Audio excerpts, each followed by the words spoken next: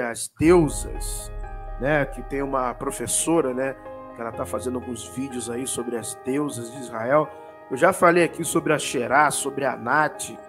Dá uma procurada lá depois, professor José Alessandro também. Aqui no meu canal são mais de 300 vídeos, no canal do professor José Alessandro. Eu acredito que supere até mais do que 300 vídeos lá, mais do que eu aqui. Mas aí depois dá uma olhada na playlist direitinho. Professor, aqui uma pergunta minha, ainda na questão mitológico-simbólica. Então vamos lá.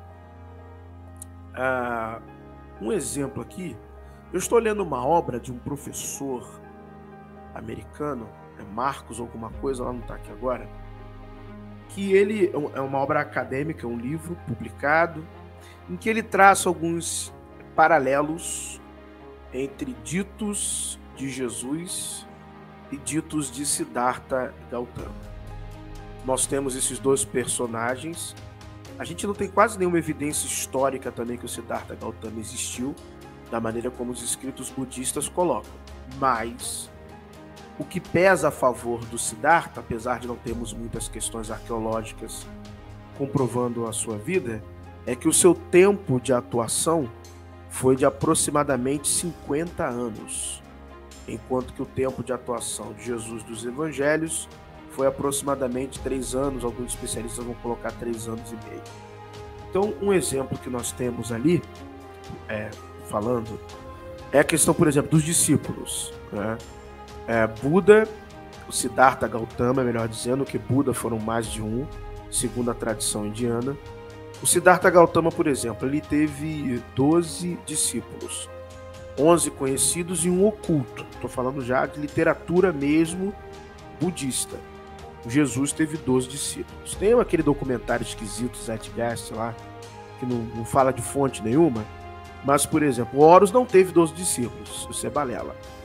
Mas o cortejo fúnebre de Tutankhamon, que está no painel na tumba dele, ele tinha 12 acompanhantes. O que eu quero dizer? Como que nós devemos enxergar estas similaridades mitológicas que foram colocadas nos textos cristãos, nos textos dos evangelhos? Então, por exemplo, eu tenho também mitologia cênica, por exemplo, Evangelho de João, Guerra dos Filhos da Luz contra os Filhos das Trevas, aquele pergaminho lá, você tem muita inserção daquele mito, dessa batalha aí, que é o pergaminho da guerra, né? Ou melhor dizendo, um invólucro ali do que vai ser o pergaminho da guerra, você tem no Evangelho de João. Estão os filhos da luz e filhos das trevas. Você tem também, por exemplo, a tentação de Jesus. Da mentira e filhos da verdade. Sim, também. Nós temos também, por exemplo, Vendidade, capítulo 19, a tentação de Zoroastro. Está em Vendidade, capítulo 19, onde Zoroastro é tentado pelo espírito destrutivo, pelo Arimã, pelo Angra Mainyu. E é muito semelhante à tentação de Jesus, porque em ambas as tentações, de Mateus 4, de Vendidade 19, a máxima oferta são os reinos do mundo, né? Dominar o mundo, né? Governar o mundo. Como que nós, como estudiosos, eu sou um apaixonado por ciência da religião e religiões comparadas, é a área que eu gosto mais de ler, de me debruçar, como que nós devemos enxergar estas inserções mitológicas? Eu não estou falando de contexto interno, não, nada de crente, não, fundamentalismo, não. Estou falando de questão de evidência interna para a crença, não. Como que nós devemos ter um olhar a partir da crítica literária? Porque qual era a serventia dessas inserções mitológicas? Porque essas histórias, os sacerdotes e escribas eram profissionais, viajavam, faziam intercâmbio. A gente vê isso na sabedoria de Ben Sirá. Ben Sirá, ele deixa isso claro, que há sim esse conhecimento de outras literaturas e de outros conhecimentos por parte de judeus esclarecidos, vamos usar um termo aqui, estudados. Como que nós devemos enxergar isso? Qual é a função que essas construções mitológicas, ou tomadas por inspiração, ou tomadas por empréstimo, qual função elas exercem nos escritos cristãos? Terminando aqui, a gente vê que é algo arrebatador, é apaixonante, né? Você vê que cria-se filosofias, cria-se práticas religiosas, como por exemplo G12. Né? G12 vem porque Jesus teve 12 discípulos e por aí vai. Né? Então você cria todas questões dogmáticas intermináveis, desde a época de Lutero até hoje. Mas qual é o papel que isso tem nas questões do imaginário popular? Né? Na questão de como que aquilo impacta o leitor e como que, do ponto de vista da crítica literária, a gente observa propositalmente por que o escriba fez isso.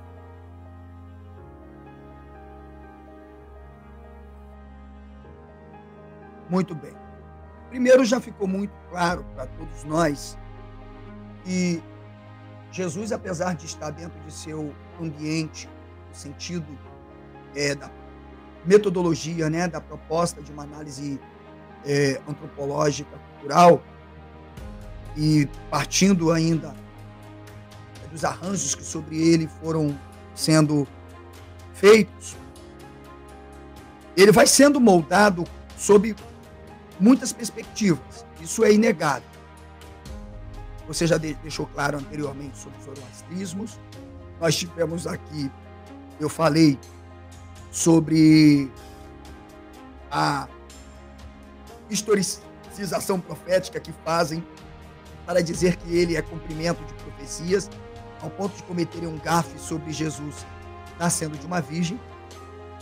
E por isso eu falei da judaização. Porém, a gente precisa entender que como muitos conceitos místicos chegaram aos judeus e por que eles estão presentes nos evangelhos. Então aí eu tenho que fazer o que você fez, falar das religiões milenares. Porque tanto o judaísmo quanto o cristianismo é algo novo. Nós temos religiões mais antigas, como o hinduísmo, o budismo, o zoroastrismo, mandaísmos. Nós temos muitas religiões antigas. Entende? Que, de alguma forma, elas vão emprestando os seus símbolos para que possam se construir também outras ideias acerca desses seres supostamente míticos ou místicos, no sentido da palavra. Então, as sociedades são marcadas por um rico simbolismo. São imagens, por exemplo, os persas. Nós temos o zodíaco. Achar que, por exemplo, Taurus não gerou possivelmente uma forma de ideia de um deus El, que é a cabeça de um boi, e começou como a cabeça de um boi, é de uma tolice absurda. Por isso que quando eu vi um historiador dizer, não, mas nós não temos que entender, nos preocupar com o campo semântico. Como não? Se as letras eram símbolos, você pega o Egito, tu pega as letras cuneiformes, uma letra, era um desenho que significava, parece que você estava lendo um jornal. Você pega uma letrazinha do hebraico, a letra Aleph, que representa a cabeça de um boi, ela por si só já diz tudo. E por que ela representa a cabeça de um boi? Olha como essa corrente semântica, sabe, de cognatos simbólicos vão mostrando que, de fato, tudo que vai sendo construído são construídos por influências.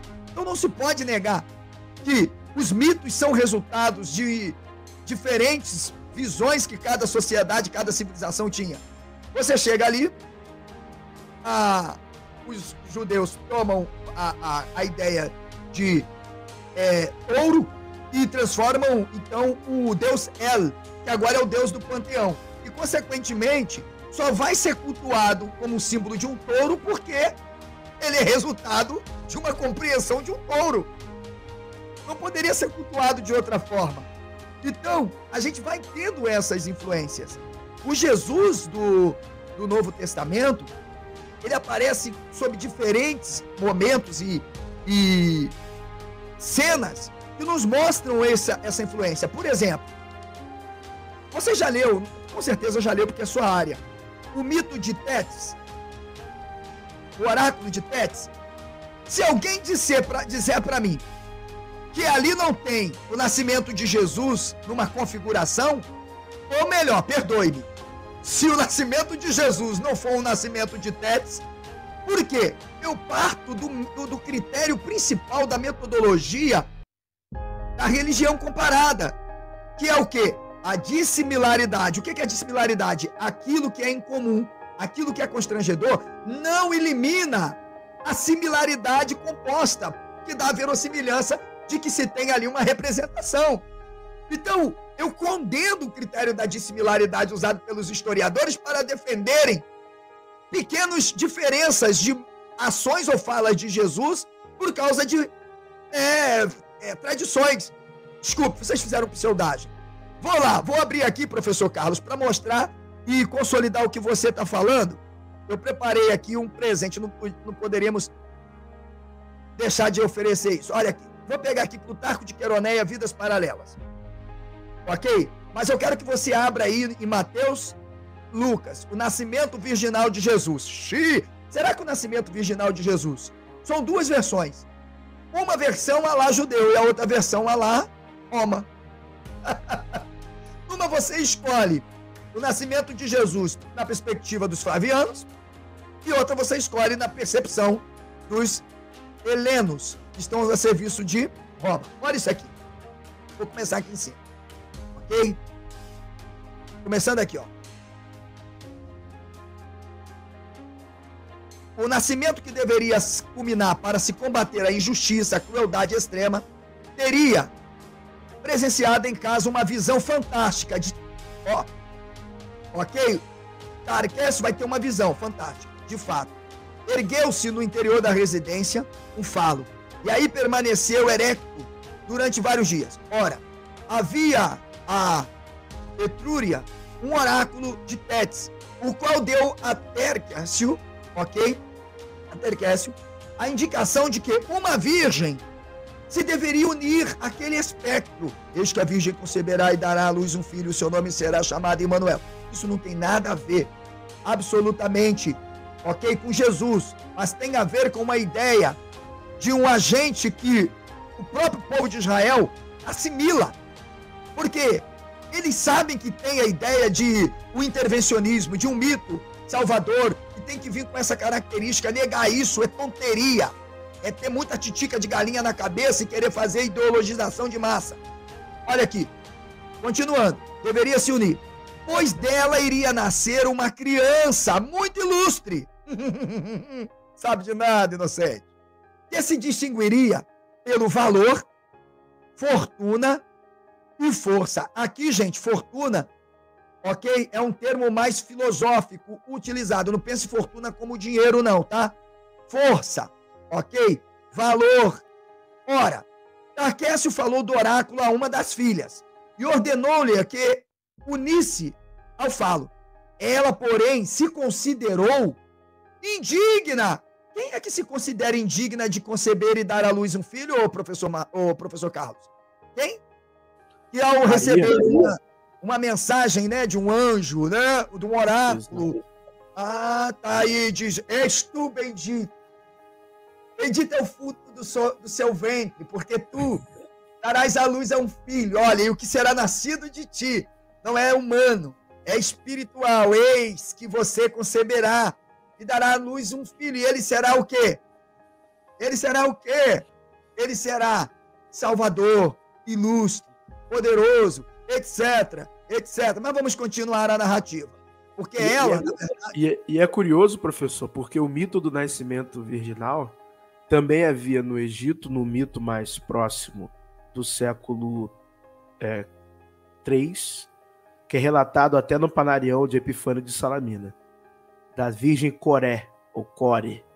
E também havia esse mesmo mito num culto em Petra da Caaba. Vocês estão vendo como existe toda uma influência. Ao tomar o conhecimento, aí ela enviou a empregada, né? A escrava, escolheu o mal